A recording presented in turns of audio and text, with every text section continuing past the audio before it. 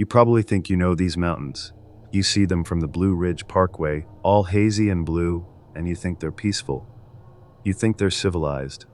You hike the trails at Mount Mitchell or Grandfather Mountain, take your pictures, and go back to your rental cabin in Asheville or Boone.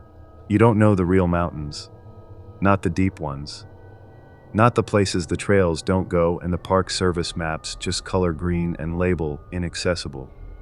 I worked for the Sheriff's Department in Yancey County for 30 years. I'm retired now. My name is Lucas Clark. For 3 decades, I was the guy they called for search and rescue. I found hikers who slipped off waterfalls, hunters who got turned around, kids who wandered away from campsites. I've seen what the wilderness does to a person. I thought I'd seen everything. I was wrong. What I'm about to tell you is the reason I retired. It's the reason I don't go into the deep woods anymore. Not even in the daytime. It's the reason I know the local Cherokee elders are right. Something is going on in those mountains. Something ancient, something intelligent, and something that is getting tired of us. This started 9 years ago, on a cold Tuesday in November. We got a call about a missing couple. It's always a missing couple. Their names were Ethan Wright and Emily Reed. They were in their late 20s, from Charlotte, fit and experienced. They weren't amateurs. They had good gear. They'd filed a hike plan with the ranger station. They were supposed to be doing a 3-day loop in a remote section of the Pisgah National Forest, bordering Cherokee land. Their car, a little Subaru, was right where they said it would be at the Blackstock trailhead. But they were 2 days overdue. I assembled the SAR team. It was me, a deputy named Wyatt Brown, and 2 volunteers from the county rescue squad, Sarah Adams and a young guy named Owen Rossi. We also had 2 K9 units. Standard procedure. The first day was just like any other search. We hiked in, following their filed plan. The trail was cold, the air was crisp, and the woods were quiet. Too quiet. That was the first thing that got me. Usually, you hear squirrels, birds, something. But that day, there was nothing. Just the sound of our boots on the frozen leaves. Wyatt Brown, my deputy, mentioned it first. Feels like the whole woods are holding their breath, don't it? He was right. We found their campsite around 1500 hours, about 8 miles in. And that's when the standard procedure ended. The scene was wrong, just wrong. It wasn't a bear attack. I've seen a dozen bear sights. A bear tears everything apart looking for food. It's chaos. This was organized. Their tent was still standing. But the fly was ripped clean off, not torn, but cut off. The sleeping bags were still inside, but their food was gone, and so were their boots. Both pairs. Who takes off hiking in the mountains in November without their boots? Sarah Adams, one of the volunteers, found the food stash, or what was left of it. They had used a bear bag, hoisted it up a good 15 feet between 2 trees, just like you're supposed to. The rope had been cut. Not chewed through. Cut. The bag was on the ground empty. But the wrappers and containers weren't scattered. They were stacked. Stacked in a neat little pile, sorted by size. "Lucas, you need to see this," Sarah said. Her voice was shaky. I walked over. She was pointing at the pile. Wrappers, freeze-dried meal pouches, energy bar foils. All stacked up. The dogs were useless. They'd whine and tuck their tails, refusing to leave the campsite perimeter. They'd track human scent into the camp, and then just stop. They'd pace the edge of the clearing, whining at the tree line, but they wouldn't go in. We found tracks. But they weren't bear. They weren't coyote. They weren't bobcat. They were huge. Easily 17 inches long, shaped like a human's foot, but wider, with toes that looked more like claws. They were pressed deep into the mud near the creek bed. "What the hell is that?" Owen Rossi whispered. He was the rookie of the group. I didn't have an answer for him. The tracks didn't come from anywhere or go to anywhere. They just appeared at the creek, walked around the camp's edge, and vanished on hard rock. We had to make camp for the night. We set up our own tents 100 yards away, built a big fire, and organized a 2-hour watch. Nobody slept. Around midnight, the sound started. It wasn't the calls or howls you hear on those Bigfoot shows. It was communication. First, a sound like someone hitting two large, hollow logs together. Thwack, thwack, thwack. It came from the ridge to our north. Then a pause, maybe 30 seconds. From the valley to our south. An answer. Thwack. Then another sound. A low, guttural whistle, almost like a bird, but deep, resonating in your chest. It came from the west. They were talking. They were all around us. They were coordinating. Wyatt Brown had his rifle out. "Lucas," he said, his knuckles white. "Those tracks. And this ain't right." "Stay by the fire," I told him. "Whatever it is, it doesn't like the light." The wood knocking and whistling continued for hours. They were moving, we could hear them. The sounds would change position, moving along the ridges, always keeping our camp in the center. They were telling each other where we were. They were keeping watch on us. The next morning, we found one of our SAR equipment bags had been moved, dragged about 30 feet from where we'd left it. The contents were dumped out and inspected. My spare radio was sitting on a log. The battery had been taken out. The first aid kit was open, and the bandages were laid out in a straight line on the ground. A feeling of cold, intelligent dread settled over me. This wasn't an animal. This was something else. I knew we were in over our heads. I also knew that this area bordered the Qualla boundary, Cherokee land. I'd grown up in these parts. I knew that the official borders on the map didn't mean anything. There were places that were considered sacred, places that were considered theirs. We were in one of those places. I made a call on the sat phone. Not to the sheriff, but to a man I'd known since I was a kid. Henry Mitchell. Henry was a Cherokee elder, a wisdom keeper. He was in his 80s, lived in a small cabin near Cherokee, and knew more about these mountains than any man alive. He'd helped my grandfather find a lost hunter back in the 70s. I told him where we were. I told him about the campsite. I told him about the tracks and the sounds. There was a long silence on the other end of the line. When he finally spoke, his voice was heavy, grave. "Lucas," he said, and the way he said my name sent a chill down my spine. "You are in the TSVDI's land. You are where the Nuneahi walk. Henry, I have 2 missing hikers. I have to find them." "You will not find them," he said. His voice was flat. "Not the way you want to. They are gone. The mountain people have taken them." "Taken them?" "There is something going on, Lucas Clark. Something you lawmen and your government don't understand. The world is getting too loud. Your people are pushing too deep, and they are pushing back." I could hear him breathing, a slow, ragged sound. "This is not Bigfoot. This is not a legend. They are the original people of these mountains. They are intelligent. They are strong. And they do not like intruders. They watch us. They have always watched us." "Henry, are they dangerous? Did they kill this couple?" "Dangerous." He almost laughed, but it was a cold, sharp sound. "A hurricane is dangerous. A wildfire is dangerous. They are a balance. But they are not like us. They do not think like us. They do not kill for sport. But they will protect what is theirs." Then his voice dropped to a whisper, a strained cry that I will never forget. "You must leave, Lucas. Now, you must tell your men to leave. You are being watched. You are being tolerated. But that will not last." They took the hikers because the hikers did not respect the warnings. They went where they were not supposed to go. They saw what they were not supposed to see. What warnings, Henry? What did they see? The broken trees, the stacks of stones, the sounds at night. They are not animals, Lucas. They are people, and their patience is gone. Something is changing in the mountains. They are gathering. They are agitated.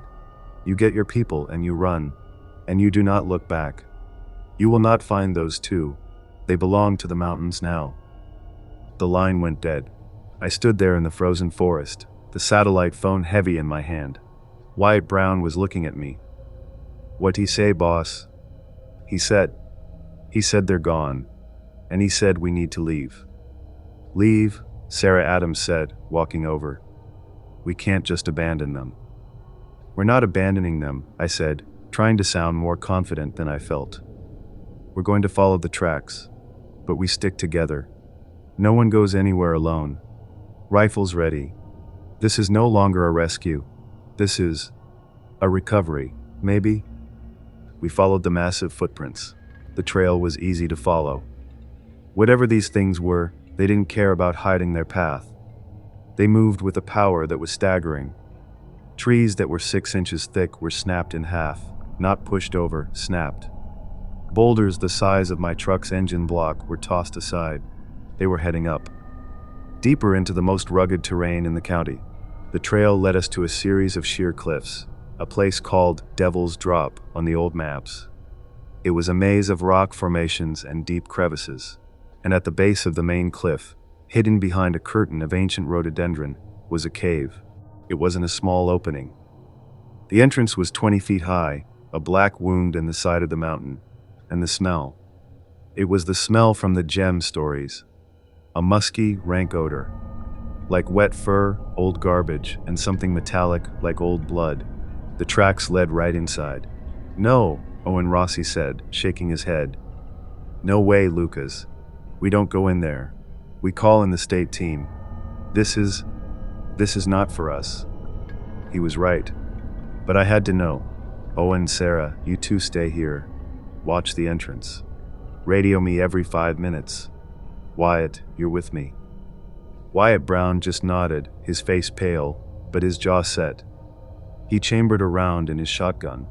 We switched on our tactical flashlights and stepped into the darkness. The cave was enormous. The beam of my flashlight couldn't even hit the ceiling. It wasn't a tunnel, it was a cathedral, and it was a home. We found the remains of old fires. Piles of animal bones, deer, bear, elk stacked neatly against a wall. The bones were all cracked open, the marrow sucked out, and we found the symbols, just like Henry had implied, carved into the walls. They were strange, geometric patterns. Spirals, triangles, branching lines. They weren't like any Native American markings I'd ever seen. They were older, alien. We moved deeper. The cave sloped down, winding into the mountain. We could hear water dripping and a low humming. It was a deep, resonant sound, almost too low to hear, but you could feel it in your bones. "Lucas," Wyatt whispered, grabbing my arm. "Listen." The humming was getting louder, and it was being joined by something else. A clicking sound, like pebbles being tapped together. We came around a bend into a larger chamber, and they were there. There were 3 of them. They were massive, taller than I'd realized. The smallest one was at least 7 feet. The largest, standing in the back of the chamber, had to be 9. They were covered in thick, matted hair, the color of wet earth and old blood. But it was their faces. They weren't apes. They weren't men. They were something in between. The faces were flat, with wide noses and deep-set eyes that glowed red in our flashlight beams, and they were intelligent. You could see it. There was no panic, no animal rage, just observation. They were watching us with a cold, ancient, terrifying intelligence. The largest one held up a hand. A massive, 5-fingered hand. It was a clear gesture. "Stop." We froze. The creature made a sound. A low, guttural rumble. It wasn't a threat. It was a question. Then, from the shadows behind the large one, I saw her. Emily Reed. She was alive.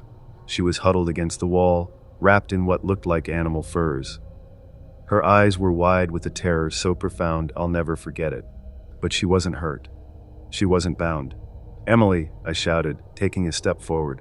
The largest creature roared. It wasn't a sound I can describe. It wasn't animal. It hit my chest like a physical blow, a wave of pure sonic power that staggered me. It threw me back a step, and Wyatt fell to his knees, clutching his ears. The creature stepped in front of Emily Reed. It was protecting her. And where was Ethan Wright? I shined my light to the side of the chamber, and I saw him. He was arranged. He was sitting against the wall, his eyes open and glassy, staring at nothing. His gear, his backpack, his GPS, his hiking poles was laid out in a perfect, neat circle around him. He wasn't mauled. He wasn't eaten. He looked like he had been studied and then discarded. The large creature rumbled again. It pointed at me, then at Wyatt, and then pointed back the way we had come. The message was unmistakable. "Get out. Emily," I called again. "Come with us, we'll get you out." She just shook her head, tears streaming down her face. She looked at the giant creature beside her, then back at us, and just shook her head. She was too terrified to move. "We're not leaving her," Wyatt said, struggling to his feet and raising his shotgun. Before I could stop him, he racked the slide. The sound echoed in the chamber like a gunshot. The creatures reacted. The two smaller ones let out high-pitched screams and scrambled back into the darkness. The large one didn't move. It just changed. The air in the cave dropped 20 degrees. The humming sound stopped. And the creature's face, which had been intelligent and observant, contorted into something else. It was rage. Pure, ancient, absolute rage. It took one step toward Wyatt. "Don't shoot," I yelled. I grabbed Wyatt's shotgun, pushing the barrel toward the ground. We're leaving. I started backing away, dragging Wyatt with me. We're going. We're sorry. We're going." The creature watched us. It didn't follow. It just stood there, a 9-foot-tall silhouette of absolute power, guarding the woman and the body of her husband. We backed out of the chamber, our flashlights shaking. We ran. We scrambled up the passage, falling over rocks, crashing into walls, our hearts pounding. We burst out of the cave into the daylight, gasping for air. Sarah and Owen were there, their faces white. "What happened?" We heard a roar. "Pack it up," I yelled, not stopping. "Pack everything. We are leaving. Now." We didn't hike. We ran. We ran those 8 miles back to the trucks in under 3 hours. We didn't stop for water. We didn't stop for breath. We could feel them. They were behind us. We never saw them. But we could hear them. A single, heavy footstep in the woods just off the trail.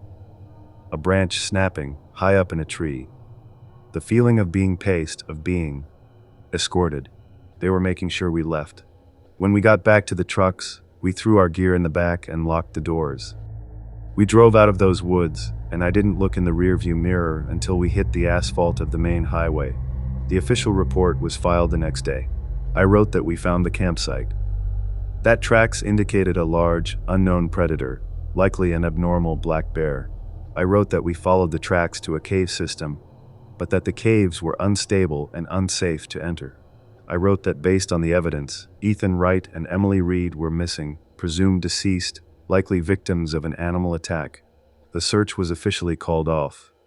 The case was closed. My team, Wyatt, Sarah, and Owen, they all backed my report. They never spoke of what we saw in that cave. Not to their families, not to their friends, not to anyone. Owen Rossi quit the rescue squad a week later, moved to Florida. Wyatt Brown stayed with the department but transferred to Warrants.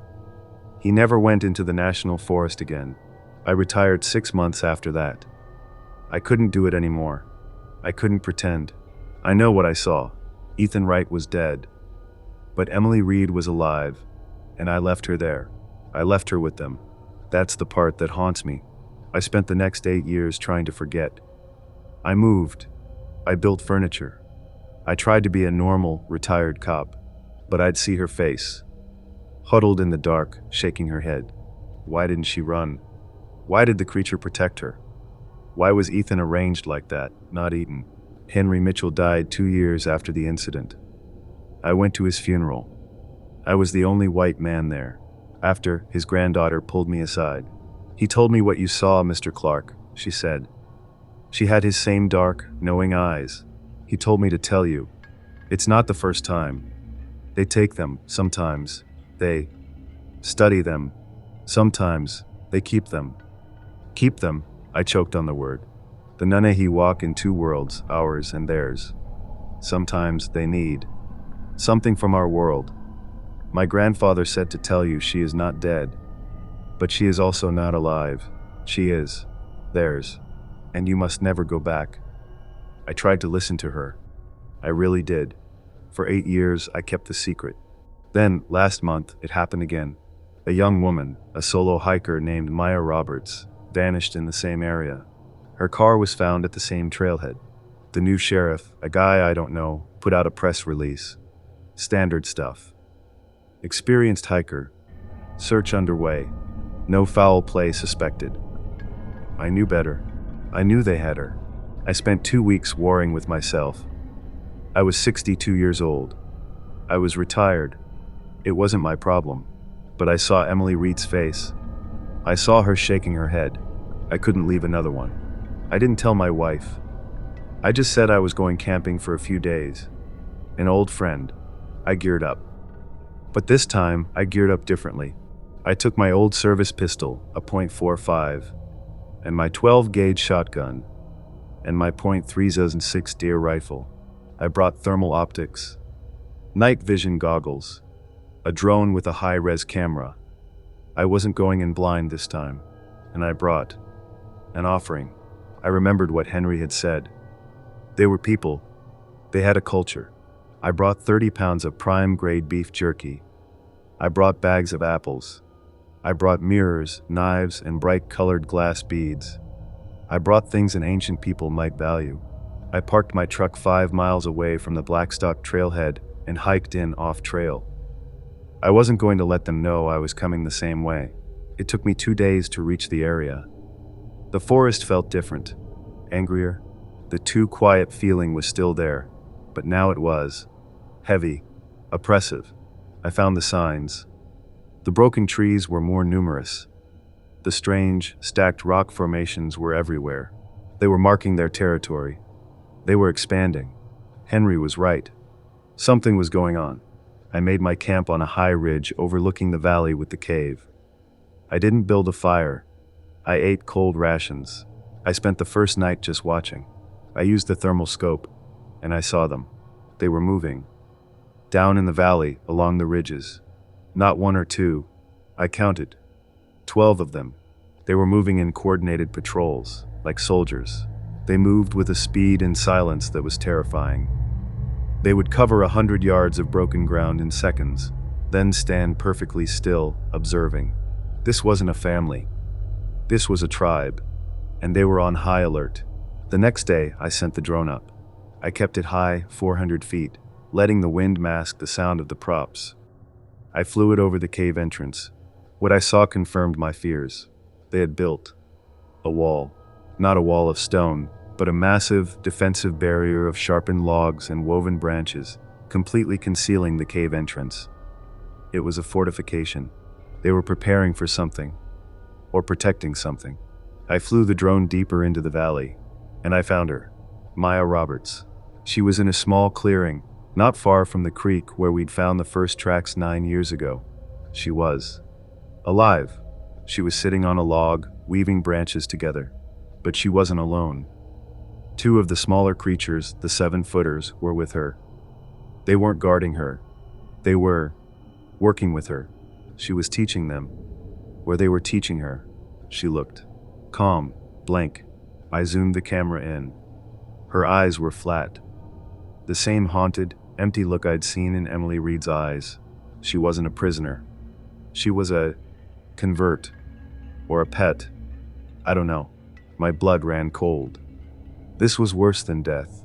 One of the creatures suddenly looked up, straight at the drone. It was 400 feet in the air, a tiny speck against the clouds, and it saw it. It let out a high-pitched shriek. It wasn't a roar. It was an alarm. The other creature grabbed Maya Roberts and dragged her into the trees. The first one picked up a rock the size of my head and threw it at the drone. The rock missed, but the message was clear. I pulled the drone back and landed it, fast. I had my proof. I had her location. I could call the state police. I could bring in the National Guard. But what would happen?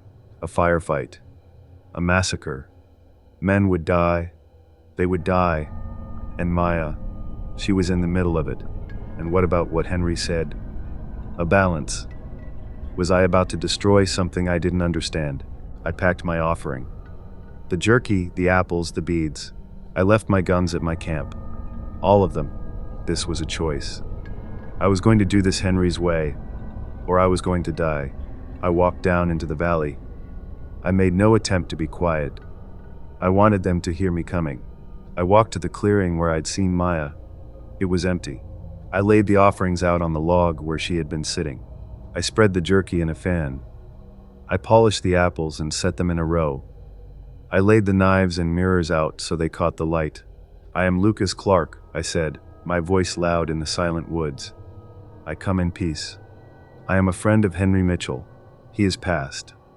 I waited. The forest was dead silent. "I am here for Maya Roberts. I am here to take her home." Still nothing. "I do not want to harm you. We do not want to harm you. We just want our people back. Please." I waited for an hour. The sun started to dip below the ridge. The air grew cold. They were not coming. I had failed. I turned to go, and he was there, the big one. The alpha. The one from the cave 9 years ago. He was just there, standing 10 feet behind me. He hadn't made a sound. He was older. The hair on his muzzle was gray. But he was just as big, just as powerful. He looked at me, and I saw recognition in his eyes. He remembered me. He looked at the offerings on the log. He picked up one of the apples. He sniffed it. Then he took a bite, the sound of it cracking loud in the clearing. He looked at the knives. He picked one up, felt the steel edge with a thick, calloused thumb. He understood what it was. He looked back at me. His eyes weren't filled with rage this time.